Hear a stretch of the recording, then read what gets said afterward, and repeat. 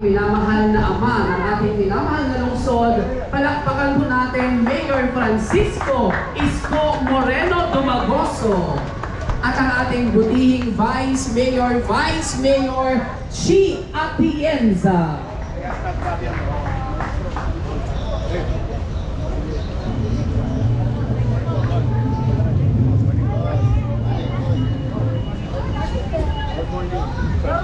Shout out sa Tigil ang nanonood.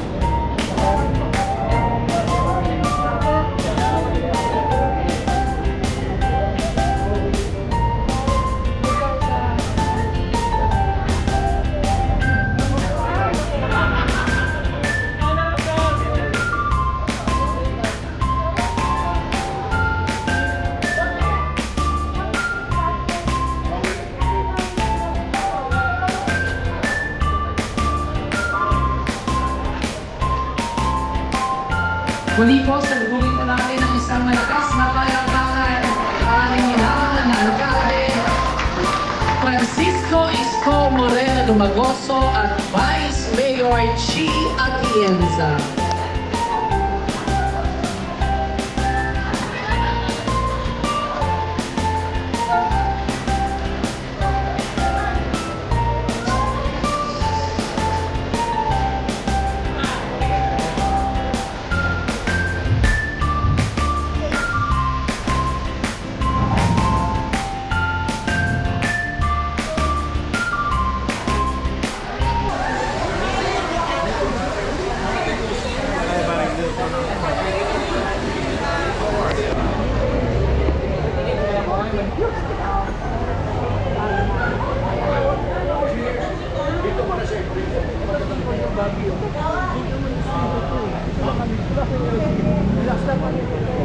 Bawal yan,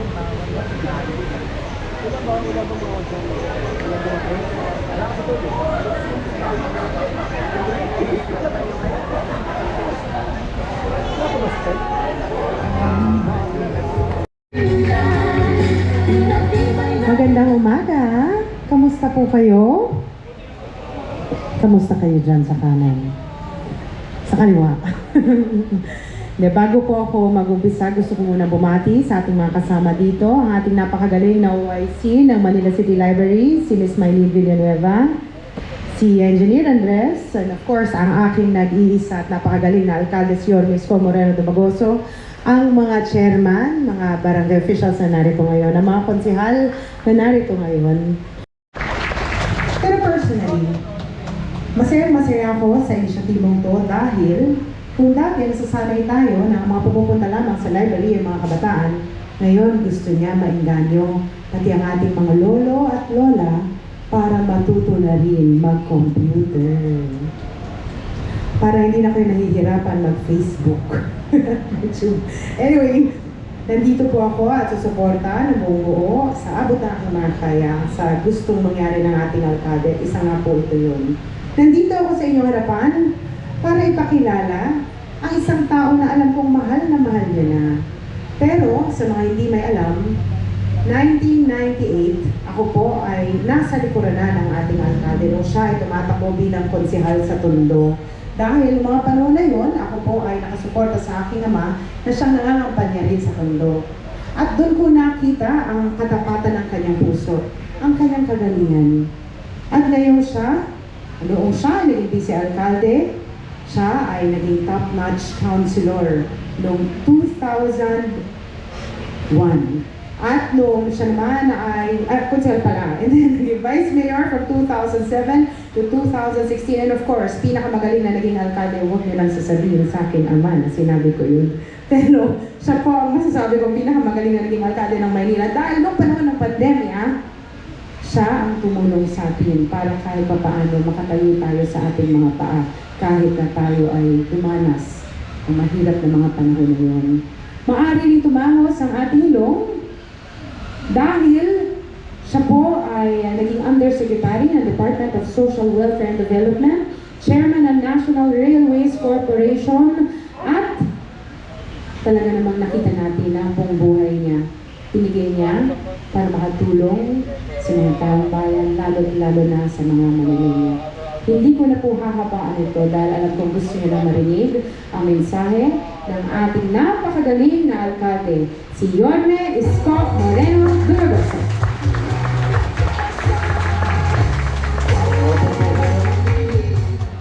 Maraming salamat ating minamahal na Vice Mayor, Chia Chesa, sa ating pong department heads na nandito, at lalong-lalo na ang pamunuan ng Manila City Library, Director Maylene Villanueva. Ang dami niyang pinapirmahan na permanent at promotion. Napirmahan ko na lahat. Wala pa tayong pera niyan. Sa ating Engineer Andres, masaya ako nakabalik si Andres. Mabilis na ulit ang kilos. Natutuwa ako dahil yung ating mga kasama sa departamento, lalong-lalo na dito sa distrito ninyo, si Dandan. Gusto niyo bang mamit si Dandan? May palupa si Dandan. Tahimik doon. Walang chismoso doon. Masaya ako dahil araw-araw na ginawa ng Diyos. Yung iba nating mga kababayan na nagigipit sa kulinarya, sa pagpapalibing, mga mahihirap nating kababayan. Ngayon, nagkaroon sila ng direktor ulit na may tenga, na pinakikinggan yung hinaing at kakulangan ng ilan nating mahihirap na namatayan. Yan ang ating Direktor Dandan Tan. Nangangayayat pa ho yan. Kasi wala rin siyang tulog eh. Hindi rin siya nagpapahinga. Of course, sa ating mga barangay chairman na nandito, mga kagawad, secretary treasurer, mga tanod, lahat ng barangay officials, aking kapwa kawani, mga kabataan, nasa Gedli, at special mention ko lang yung aking mga paborito, mga lolo't lola ko. Pinaka-paborito ko yan. Palakas ang palakas yan. Insure pa naman ang tinitira nila eh. Dumarating na rin yung cake. Na-resume na rin yung cake. Nabalik na yung insure, nabalik na yung cake. Sa Oktubre, magkikita tayo. Maglulubi-lubi tayo. Hulyo, Agosto, Setyembre, bigayan na ng Oktubre. I love you. Malaking pera yan, 390 million. Yeah. Kahit wala tayong pera, basta ano lang, itatawid ko, iraraos ko. Kahit na tayo talaga said na said. But then again, masaya ako, yung mga bata dyan sa daycare hindi maalis. Yung mga lolo't lola ko hindi maalis. Gamitin nyo muna yan. 1-2 sawa. Gusto ko lang kayo i-update. Alam nyo, 5-5 ang akusasyon ngayon sa mga taong gobyerno. Tama ba? Hindi naman natin masisisi ang taong bayan. Talagang talamak eh. At ang naperwisyo, mamamayan. Akalain mo Pilipino ngayon, pragman na. Pag umulan, swimming. Kaya nagalit ang taong bayan. Kaya ang taong bayan, naghihinagpis ng DBP. I hope on what they're doing right now in the national government ay talagang merong mapanagot. Hayaan natin sila, yung mga proper forum, body, or ahensya ng gobyerno na mapapanagot ang mga may sala o nagkamali. Ngayon, tayo sa Maynila, ibang approach. Ilagay sa tama yung mali. Pagka mali, pinapagalitan. Pero hindi pwedeng galit lamang. Kailangan i-guide mo rin paano itama. O tingnan po ninyo. Nais kong ipabatid sa inyong lahat dito sa Tercera Distrito. 2022, 23, 24, at 25. Itong mga kontraktor, hindi nagsipagbayad ng buwis sa Maynila. Napagalaman ko. Dahil sa inyo. Dahil dyan. Anong ginawa ng inyong pamalang lungsod? Binigyan ko ng SOA. Hinabol natin. Bakit? Yun ang tama. Yun ang legal. Yun ang tamang pamalang. Kaysa ituro ko ang daliri ko. Ito. Walang mangyayari doon. Wala. Hayaan natin. Kaya, Senado, nag-iimbestiga. Kongreso, nag-iimbestiga. COA, nag-iimbestiga. Ang Presidente, nag-iimbestiga. Hayaan na natin sila. Basta tayo, what is due to the city, kung ano ang marapat para sa syudad, dapat makuha ng syudad. Why? Ito, huwag ka na lumayo. Ito, tingnan mo to. Ayun o, may business permit o. Ayun, nakita ko na. Oh, may business permit. Anong ibig sabihin? Maliit na pwesto, nagbayad ng buwis sa lungsod. Kinilala ang pamalang lungsod. Bakit sa kanya applicable ang batas? Bakit sa malalaking kontraktor hindi? O, sa Maynila, iba kami. Tayo, sinuwa natin. Ano ngayon ang naging pabor para sa atin? Kasi importanteng malaan to ng taong bayan, dala ng tayo puro taga Maynila. Sino hindi taga Maynila rito? Okay. Sino taga Maynila? Taas ang kamay. Exactly.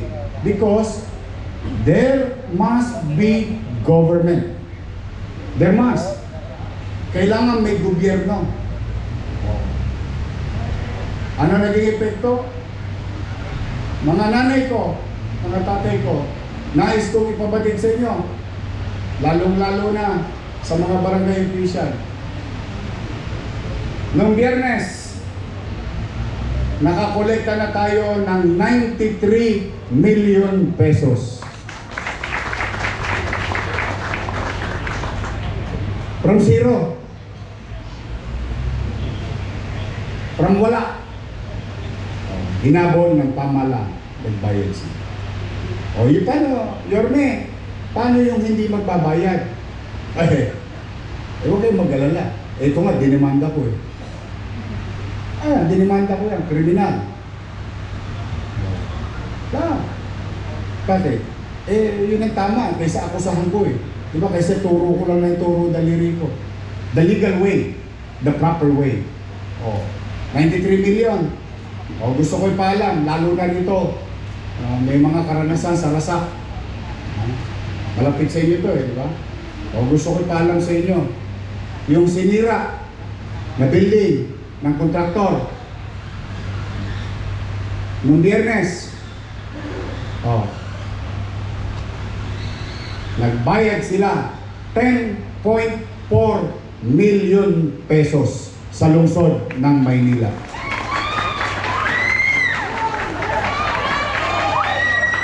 May pasok ha? Walang ulan.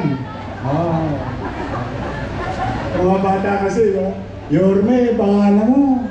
Tiri ka araw. Ay, mag-aral kayo maigil. Ganda ng live na rin nyo ito. Kwento ko mamaya.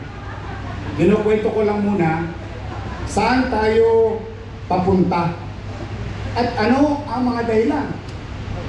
Na kung bakit ka kailangan magalit, At kailangan ka magpatawad. At kailangan mo maggobyerno. Dahil wala namang perpektong sitwasyon. Pero ang isang resulta, hindi pwedeng maitanggi na mukhang tama ang ginagawa ng inyong pamahalaang lungsod.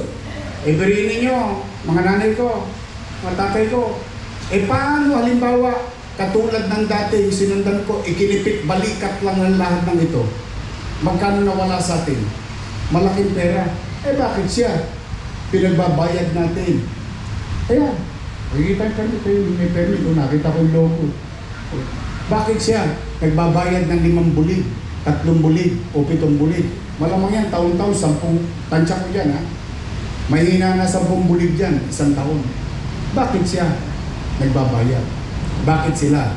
Hindi. O yun ang magandang epekto ng pagiging masino, mainam at epesyenteng paggugobyerno. What is due to us should be given to us. Now, the good thing about it is nagkaroon tayo ng extra pera. At naman ang mga extra pera na yan, nagagamit natin sa serbisyo. Sa akin ba sila nagbayad? Hindi.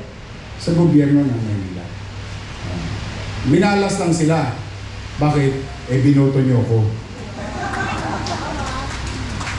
Nagbalik na ang gobyerno sa lungsod ng Maynila. Moving forward, tanong, Yorme, pipigilan mo ba yung mga ginagawa ng kalaban mo sa politika? May ginari sa akin yung marinig. Ang sagot, hindi. Ba't ko pipigilan? Pakikinabangan ng taong bayan. Kaya lamang, huwag lang sila magpapagawa sa bagay, sa lugar, na makapagbibigay indulto, perwisyo, o panganib sa komunidad. Kung ang paggawain bayan ay bagay na katulad ng bubuksan o i-groundbreak natin yun, so be it. In fact, gusto kong ipaalala sa inyo, huwag kayong magpupunta muna sa Dimasalang ngayong araw na ito. Alam niyo bakit? Gagawin na yung tulay ng District 3 and District 4. Tanong, kaninong project yun? Sa kanila. Tanong, inaprobahan ko ba? Opo. Hindi ko lang inaprobahan, binigyan ko pa ng traffic enforcement at ito ako ngayon. Nag-aabiso sa tao na mahihirapan tayong bumiyahe in the next 360 days dyan sa Dimasalang. Kapakinabangan ba ng tao yun? Opo. Tulay ba yun? Opo. Magagamit ba ng tao? Opo. Iyon yung punto ko. Kapag sila ay nakipag-ugnayan sa lokal na pamahalaan, tukdin lang nila ang kanilang obligasyon. Wala yan, yung politika. Ang politika, nung Mayo. Nung Mayo. After nun, may desisyon ng tao. We have to work together. Yun ang importante. Diyan maraming namamali. Yung salitaan, personal lang yan. Bakit ko idadamay yung personal na sakit ng puso ko sa mga bagay na sinabi nila sa pamamahala sa tao? Yung sinabi nilang masakit sa akin, ako lang ang nasaktan. Bakit kailangan ko saktan sila at mapahamak, malagay sa sitwasyon ang taong bayan? Pwede ko naman isang tabi yung akin. Bakit? Di ba mga lingkod bayan kami supposed to be? Paglilingkod sa tao ang mahalaga. Ngayon, kung sino may mali, may husgado, may investigasyon. Sino magsasabing tama o mali, hayaan natin ang tamang ahensya ng gobyerno. But for the meantime, sa ating mga nakikinig sa Nangka, sa harapan, hanggang dyan sa Podli, at dito sa Wakali, may gobyerno na sa lungsod ng Maynila. Today, we are going to groundbreak something that is new. New facility with old principle. Library. Silid aklatan. At hindi lang to puro libro. I would like to inform yung ating mga, okay na naman, special mention na naman kayo. Mga lolo't lola ko. Sa inyo ito at mga kabataan, sa inyo to. Sigurado ako tiyak to, hindi na tayo maghahanap ng taong pumunta sa library. Piling ko yung mga kabataan, sigurado ko pupunta yung library natin. Alam mo bakit? Pag nadali natin to, puro Apple ang lalagay natin yung computer dyan. Nakita ninyo, kwento pa lang. Laway pa lang yun. Paano pag nagkatotoo na? Yes, we will modernize our library. While we have the physical book, but also we will adapt to technology so that everyone will have an access to it. Equal opportunity in this type of equipment. And better. And that's why we will continue to invest to minimum basic needs, MBN, housing, education, healthcare, and jobs. We will not stop investing to this minimum basic needs. Who would thought? Kayo na po sumagot. Tanungin niyo po, tanungin niyo ang sarili niyo at kayo na rin ang sumagot. Sino mag-aakala talagang mapaglaro ang tadhana? Paglaro talaga tadhana. At ang Diyos, maraming pamamaraan. Sino mag-aakala na ang isang squatter, isang basurero, walang sariling bahay noon, nakikipisan, umuupa, tumutusok sa may lupa ng may lupa, nakala mo'y kanya, ay makapagtatayo ng 20-story San Lazaro residence.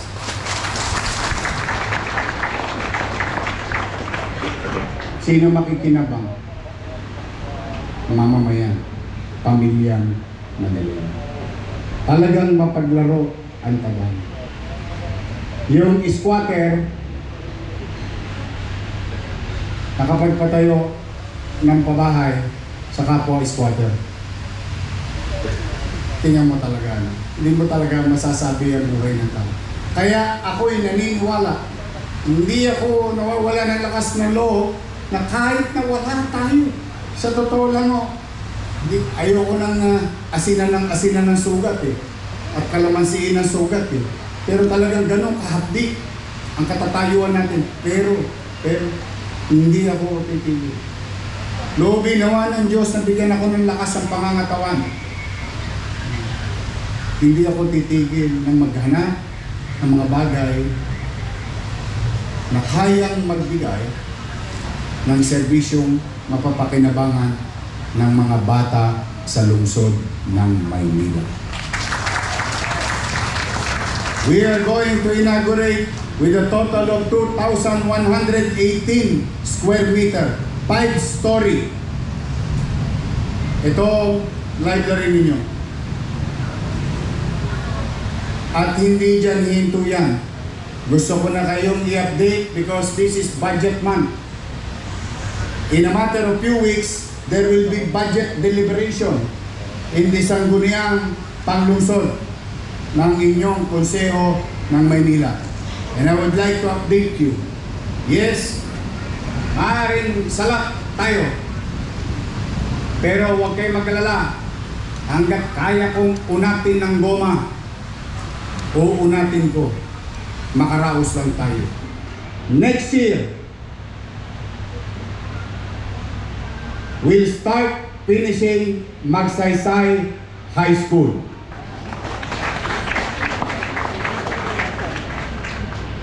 Next year, here again in 3rd District, we will build MDRRMO Flood Monitoring Command Center here in 3rd District. Next year, We will build Binondominium 2 in 3rd District. Familiar ba kayo sa San Nicolas? Sino nakinabang? Yung squatter sa gitna. Nung natayo yung Binondominium 1, dinuro, inakyat, bakante yung space. 3 years ng bakante. The purpose is to build another, but nobody built. But we will build Binondominium 2 para sa susunod na squatter doon sa gitna ng Valderrama, San Nicolas, Binondo, Maynila. Next year, true to our commitment, we will start groundbreaking Pamantasan Lungsod ng Maynila College of Medicine. We will produce more doctors, more nurses, or all other allied healthcare courses. Today, we are only producing about a few hundreds. But, may awa ang Diyos. Tayo na ang may pinakamalaking healthcare program sa buong Pilipinas. Ito na ang ospital natin dahil binuksan na natin yung Baseco Hospital. We have 44 health centers, 7 hospitals. Then, it is time, it is right, and aligned with our minimum basic needs to produce more doctors on our own. Magaling ang PLN, top-notch ang PLN, pero walang espasyo. Kung maalala ninyo, pinagawa natin yung ospital ng Maynila, yung bago. Nakita niyo yung luma?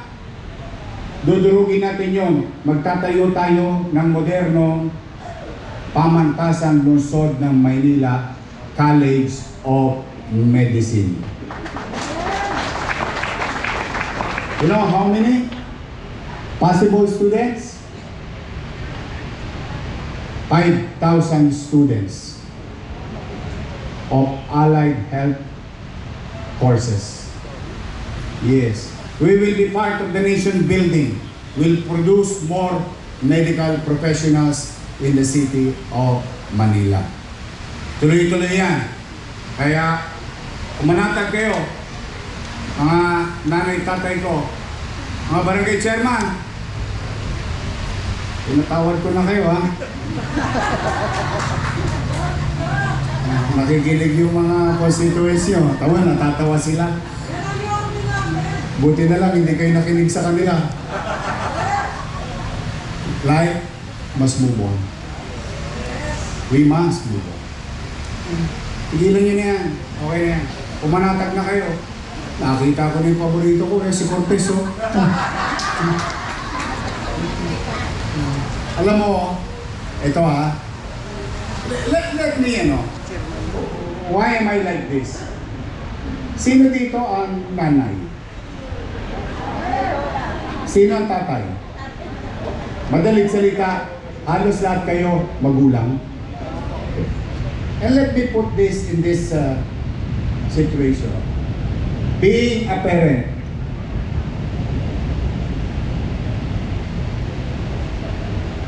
answer me straight. Pag naligaw ng landas ang anak mo, itatapo mo ba sa labas ng kalsada? Talaga? Alagaan nyo? Gagabayan nyo? Patatawarin nyo? Uunawain nyo? Ako ang ama ng lungsod ng Maynila.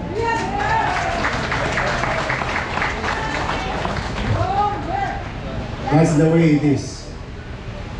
If we can apply it to our homes, as a father of the city, I, for one, should avail of such culture, tradition, or way of life, being a parent. Ganun lang yun. Pag naligaw, mapipitik mo sa tenga ng kaunti. Gusto ng ulo mo. Napalay mo sa wipax. Ang Manila, pag natalo ka ng hanger, ang aral, may latay. Oh. But that's how being a parent. Huwag kayong matatakot na kayo pagagalitan ng inyong magulang from time to time. Because walang magulang ang makatitiis sa kanyang anak. Matitiis ko ba kayo? At the end of the day, Manileño kayo. At the end of the day, mayor ako. Meron akong obligasyon sa inyo. At the same manner, kung nagagawa nyo sa anak ninyo, kaya ko rin gawin sa mga anak kong 2 milyong Manileño sa lungsod ng Maynila. Pangalawa, ang Panginoon ba?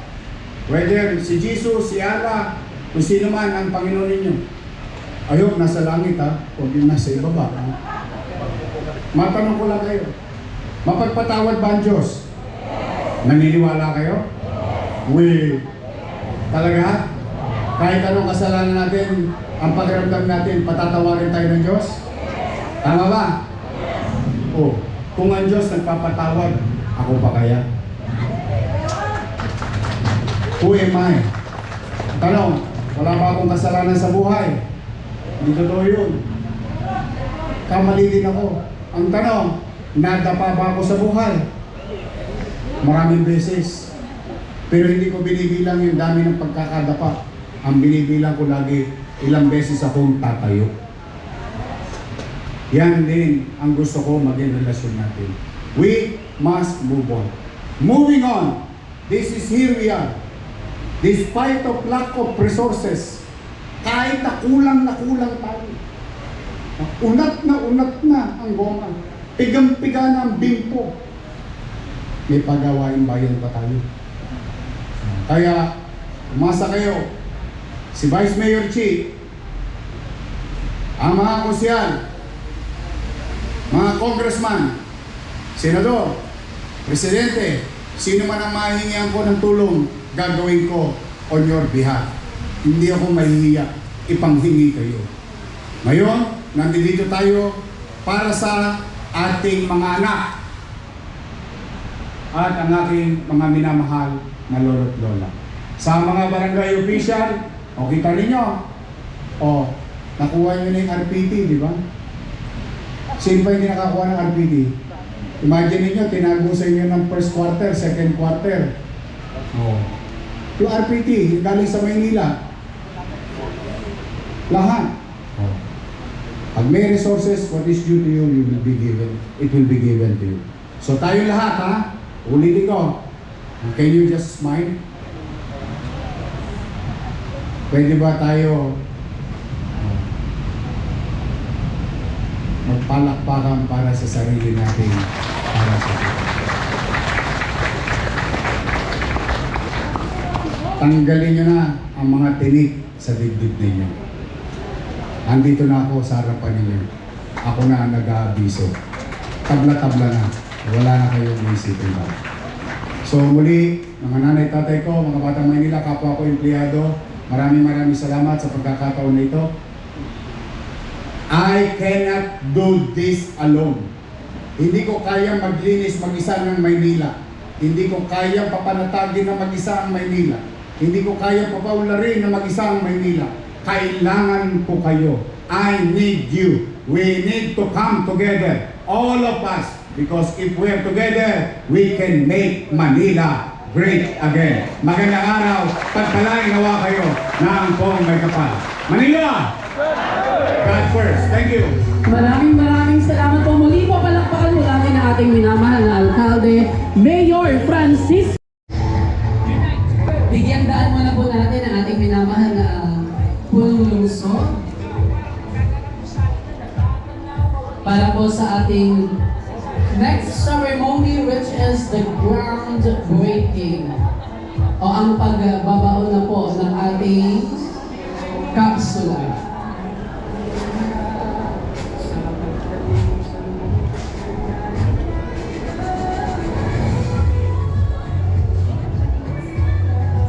Siyempre kasama pa rin po natin Ma'am Maylene Villanueva, our Manila Manila City Librarian, ang ating po mga department heads, Director Dandantan, Director Rafi Alejandro, Directora Crystal Magansin, and of course, Engineer Armando Andres.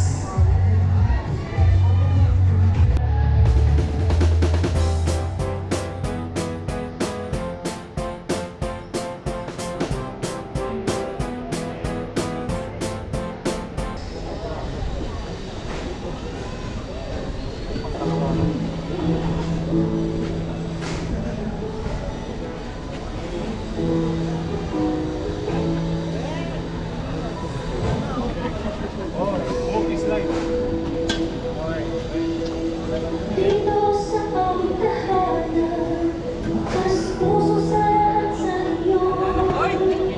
Saan man kayo nanggaling, hindi kayo ibang tao.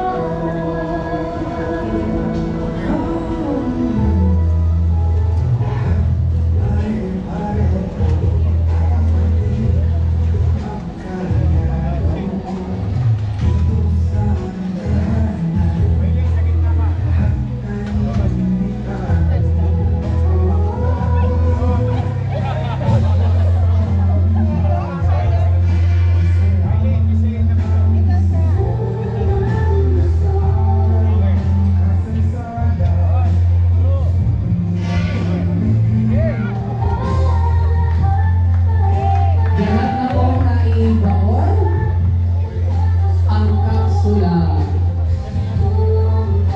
Muli po palakpakan po natin ang ating minamahal na alcalde, Francisco Isko Moreno Dumagoso, Vice Mayor Chi Atienza, at ang ating mga department heads. At sa lahat po ng naging bahagi ng ating pong groundbreaking ceremony ngayong umaga para sa Manila San Francisco Friendship Library and Warehouse Building, maraming salamat po sa inyong lahat.